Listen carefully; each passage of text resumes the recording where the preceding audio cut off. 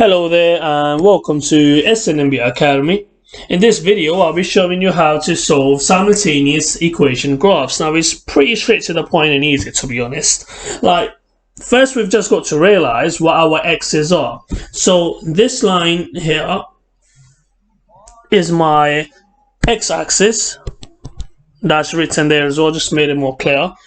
And the line vertical would be my y-axis, and that's written on this side.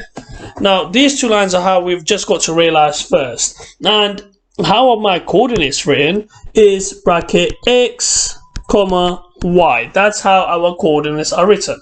Now we know that simultaneous equation means two equations, in this case 3y plus 2x equals to 12 and y equals to x minus 1. So two equations that have the same value of x and same value of y. So two equations that can be solved simultaneously, can be solved together through the same x and y value. So that means if I was to draw these two lines, which is the straight lines, I will get an intersection point. And that intersection point states, that's here, that intersection point states that on this point, my x coordinate and my y coordinate are exactly the same. So on this line, if we were to look at our x value, that would be down here this way. So that's between 2 and 4, that's 3. So my x becomes 3. And if we were to look at our y value at the same point, that would be my y value, that would be 2.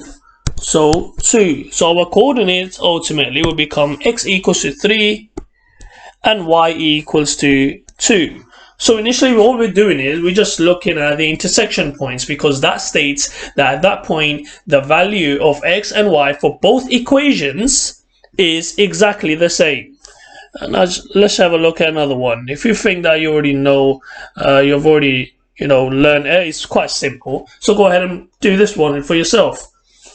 So exactly the same thing. We're looking at the two lines. The diagram shows the graph for y equals to half x plus 2 and 2y plus 3x equals to 12. So that's these two equations, the lines, sorry. Now we're looking at the x and the y value. We need to solve it. So by looking at the graph, we can see the intersection point. That's here.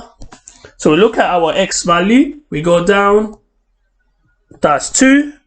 So x becomes 2. And then we look at our y value. Go to the y-axis. That gives me a 3, and that's 3. So very straight to the point.